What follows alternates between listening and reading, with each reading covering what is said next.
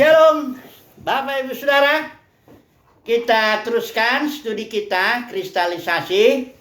Kali ini kita sudah masuk kitab yang baru, kitab Ulangan ya.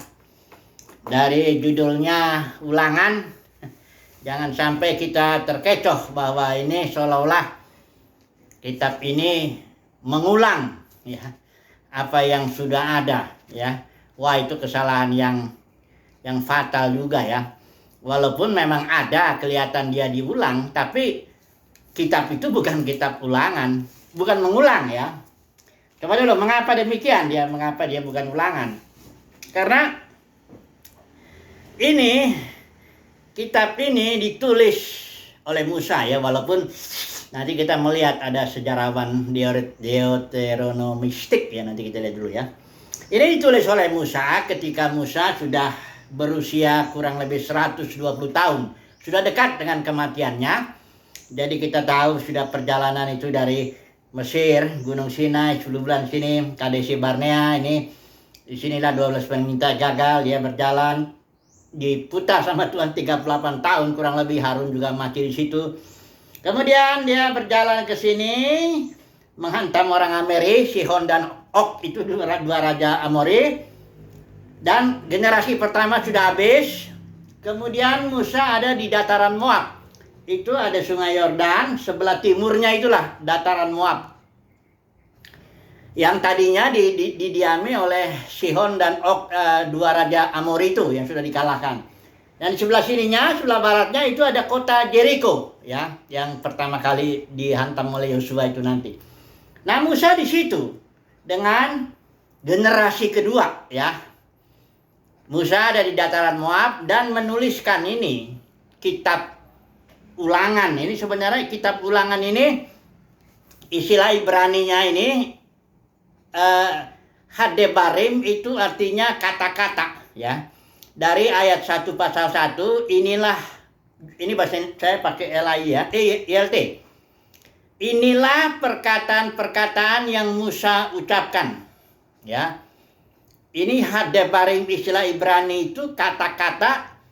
Inilah judul kitab itu ya, dalam Alkitab Ibrani, bukan ulangan ya. Karena isi daripada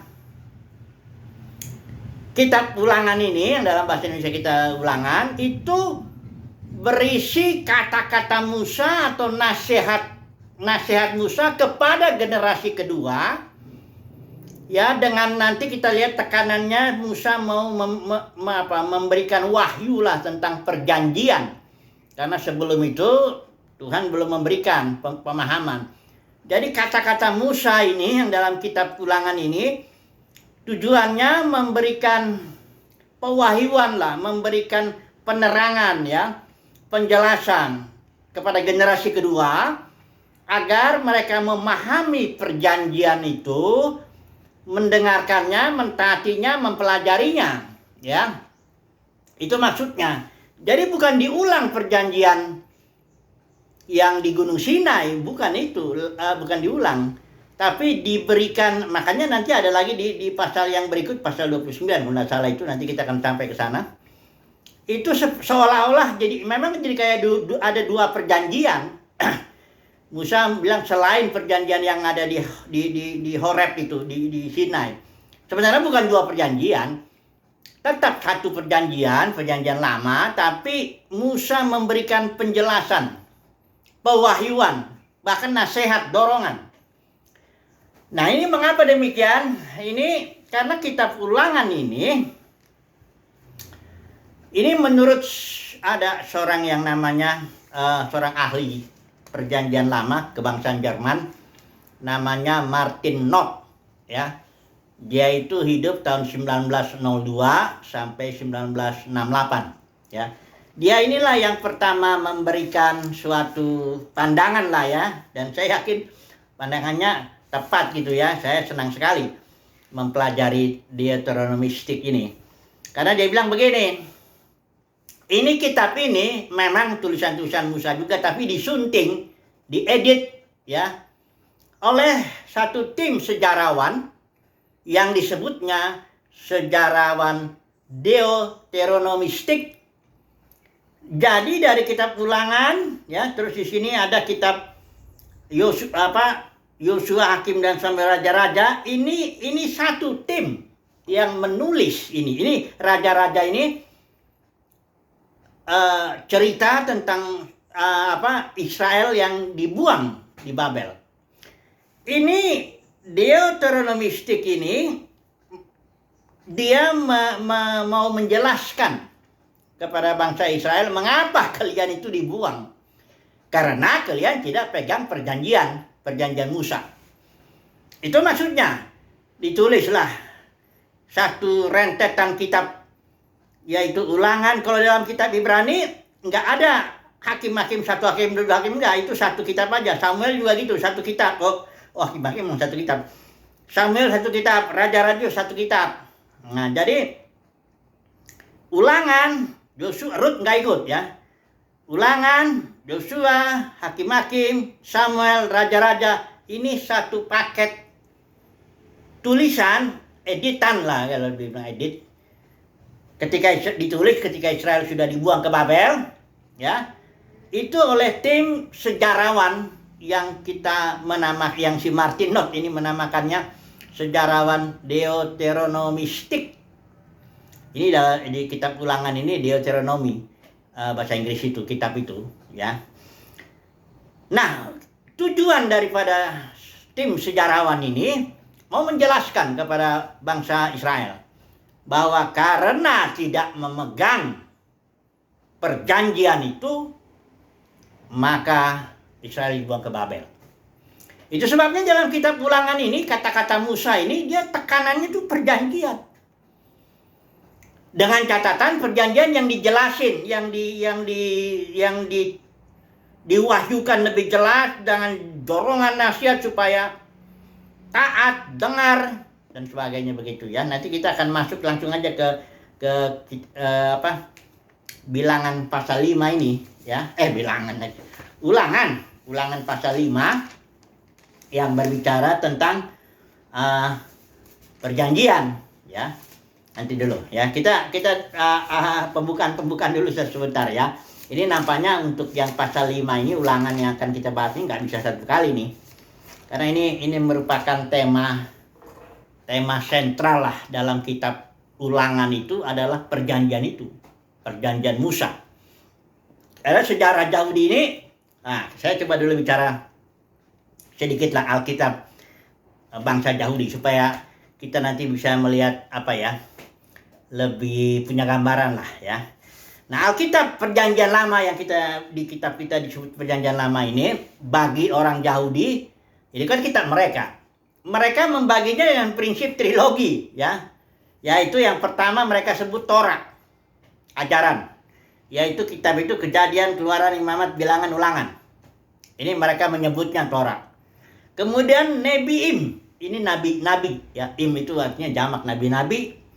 Nah, mereka bagi lagi, ada nabi-nabi yang dahulu, former prophet, dan later yang kemudian.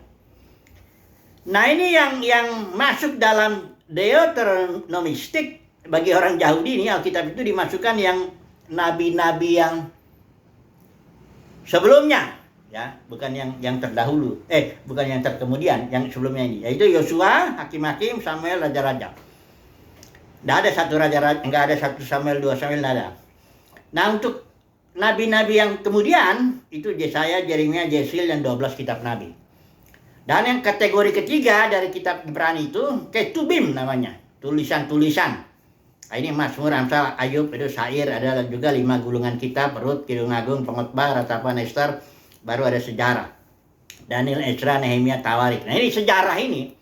Jadi kalau sejarah itu, sejarah bangsa Yahudi, saya menyebutnya ada pakai prinsip trilogi juga, ada 3.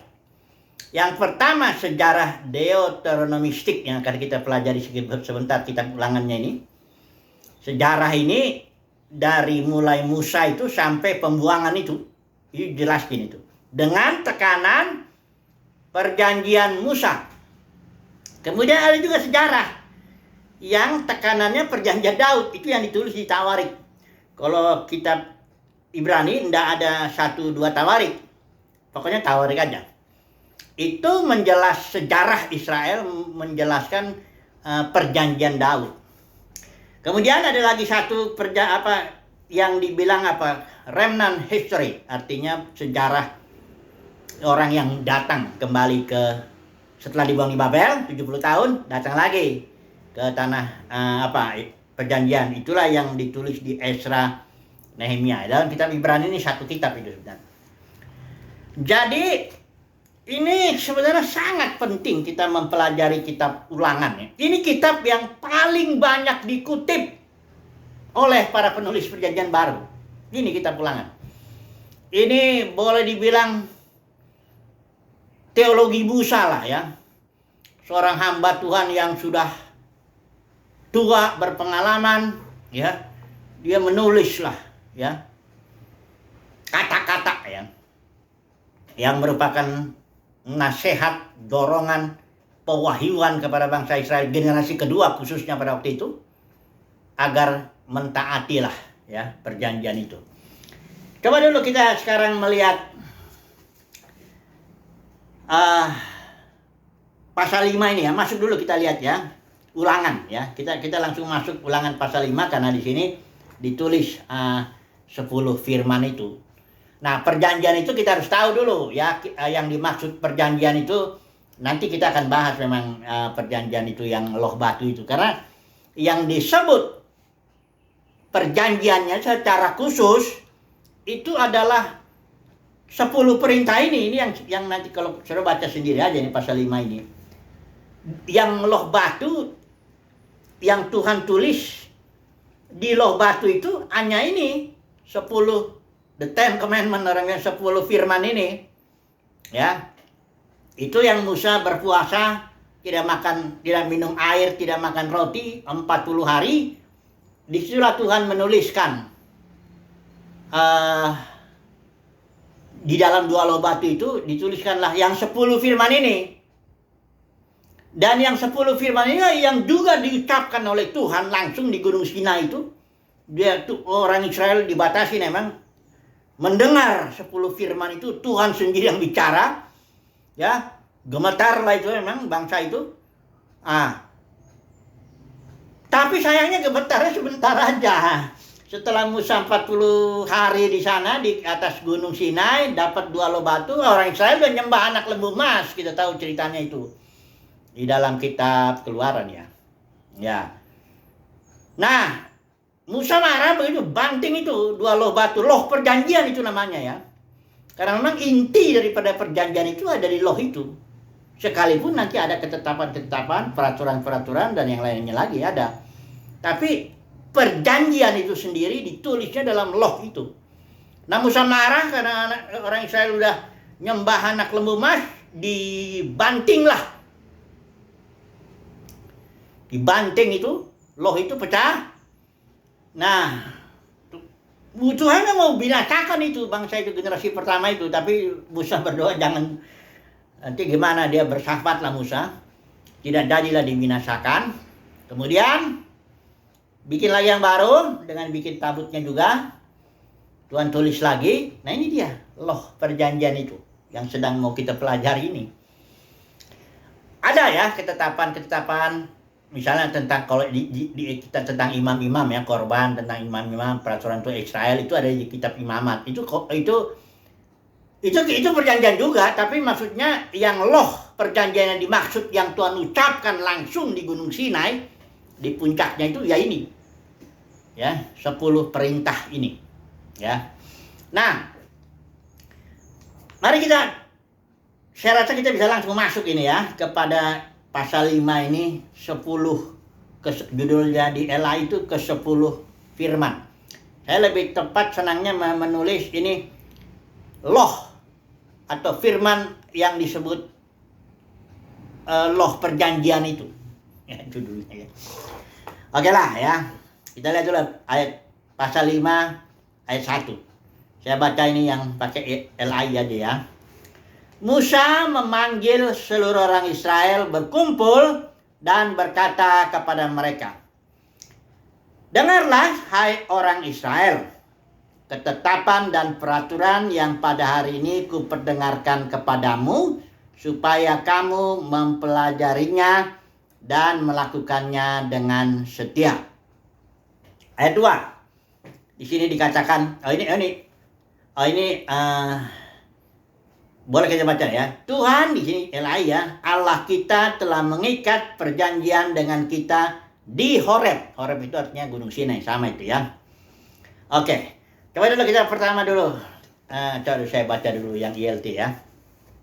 ILT dulu. Ulangan pasal 5. Oh ya, saya belum analisis ya ulangan ini ya, nanti sebentar. Kita baca dulu tanggung ini ya. Ulangan pasal 5 ya. Adapun Musa memanggil seluruh orang Israel dan berkata kepada mereka, dengarlah hai orang Israel, ketetapan-ketetapan dan peraturan yang aku katakan pada telingamu hari ini, maka kamu harus mempelajarinya dan menjaganya serta melakukannya. Di sini ada perintah jelas, dengar, pelajari, jaga, lakukan. Nah, ini ada perintah tegas ya. Dengar, pelajari, jaga, dan lakukan. Coba dulu sebelumnya saya masuk ke yang ini, betapa berotoritas maksud saya perkataan Musa itu kepada generasi kedua. Tapi coba dulu saya lupa ini menganalisis dulu. Ya seperti biasa ya. Jadi kitab Ulangan ini kita tetap membaginya, menganalisisnya berdasarkan prinsip trilogi ya. Bahwa kategori pertama kata-kata Musa itu adalah kata-kata yang bersifat historikal. Dia mundur ya. Ingatlah perjalanan kamu begini, ingatlah kamu di masa di Meriba udah bikin ribut dan sebagainya, ingat, selalu ke belakang dia. Itu dari pasal 1 sampai pasal 11. Nasihat atau katakan begitu ya, atau ya firman nasihat yang bersifat historikal ke belakang dia ya. Baru dari pasal 12-nya itu nanti, kalau kita lihat ini dari pasal 12 sampai ke pasal 30, itu nasihat-nasihat Musa yang terkait dengan ke depan. Ketika nanti Israel sampai ke tanah perjanjian, apa yang harus dikerjakan di sana. Itu ya, dari pasal 12 sampai pasal 30. Nah, dan pasal 30 dan sampai 34 ini kata-kata Musa yang terakhir, termasuk berkat yang Musa berikan kepada bangsa Israel. Ya. Secara khusus itu generasi kedua ini. Dari pasal 31 sampai pasal 34. Ya. Saya itu di sini cerita tentang kematian Musa. Ya. Jadi ini sangat penting nih kitab Ulangan ini ya. Oke, mari kita lihat ya sini bagaimana Musa dengan otoritas yang dari Tuhan dia berkata, ya, katakan di sini, dengar, hai orang Israel, ya, dengar, pelajari, jaga, lakukan. Ini otoritas Musa ini bukan otoritas manusiawi. Karena Musa kita tahu ceritanya ya, udah kita sempat bahas dulu. Dengan dia pernah dengan tangan daging berusaha membebaskan orang Israel dari perbudakan di Mesir. Karena waktu itu Musa dia berkuasa sebagai anak putri Firaun. Dia dengan tangan daging membunuh orang Mesir. Dia sangka orang Israel sadar bahwa Tuhan mau pakai dia. Nah, tapi Tuhan tidak mau dengan tangan daging. Nah, itu usia Musa waktu itu 40. Setelah itu Musa, karena dia mau dibunuh oleh Firaun juga, dia lari. 40 tahun dia dibentuk di padang gurun, ya. Kemudian Tuhan kasih sama dia tongkat, mengutus Musa gunakan tongkat ini untuk membebaskan Israel dari perbudakan di Mesir, ya. Nah, tongkat itu simbol daripada otoritas ilahi, otoritas Tuhan. Jadi Musa ini berbicara ini kepada orang Israel, ini bukan seperti seseorang dengan otoritas rohani, otoritas manusiawi ya. Nah, ini terpaksa ini saya harus ini juga nih. Langsung aja dulu aplikasi ini. Sini masih ada waktu saya sedikit. Saya harus membedakan dulu otoritasnya Musa itu yang memberi perintah dengar, ya, pelajari, jaga, lakukan, itu dengan otoritas ilahi. Musa berbicara begitu. Lain. Nah, sekarang saya mau bicara dulu sini. Untuk saat ini ya. Karena ini kita harus pelan-pelan kita bahas ini. Kalau gereja dulu, mula-mula, itu otoritasnya otoritas ilahi. Otoritas Roh Kudus. Ya. Itu betul-betul baik Petrus, baik Rasul Yohanes, baik Rasul Paulus, bahkan sampai Ananias, sampai jemaat seluruhnya berada dalam otoritas roh. Mereka ibadah dalam roh dan kebenaran. Mereka mengikuti pimpinan roh. Ada 70 kali istilah mendengar roh, bisikan roh, penuh Roh Kudus melarang. 70 kali dalam 28 pasal kitab Perjanjian, kitab Kisah Para Rasul itu. Menunjukkan bahwa begitu berotoritasnya Roh Kudus ya dalam gereja mula-mula. Kayak Filipus ya habis membaptis sida-sida itu tidak ada di situ program-program manusiawi harus ada follow up lah begini enggak. Roh Kudus langsung angkat, pindahin itu Filipus ke tempat lain. Ya. Pendeknya semua diatur roh. Paulus juga. Dia bahkan menyebut dirinya tawanan roh. Dia nggak punya otoritas. Paulus apapun, secuil pun dalam gereja Paulus nggak punya otoritas. Ya. Petrus juga nggak punya. Tapi otoritas Roh Kudus bekerja luar biasa. Waktu itu Petrus ada anaknya Safira itu yang berdosa. Ya. Begitu Petrus cuma ngomong aja. Dia nggak memutusin apa-apa. Dia nggak punya hak. Apalagi itu keputusan Roh Kudus karena mati. Orang itu, Ananias Safira. Nggak ada yang punya otoritas. Karena itu otoritas hayat. Otoritas organis. Otoritas organisme. Ya, otoritas tubuh. Ya. Tuhan Yesus ingat ya, tidak pernah mendelegasikan otoritasnya. Yesus tegas bilang, jangan seorang pun di antara kalian disebut pemimpin. Artinya tidak ada otoritas kalian.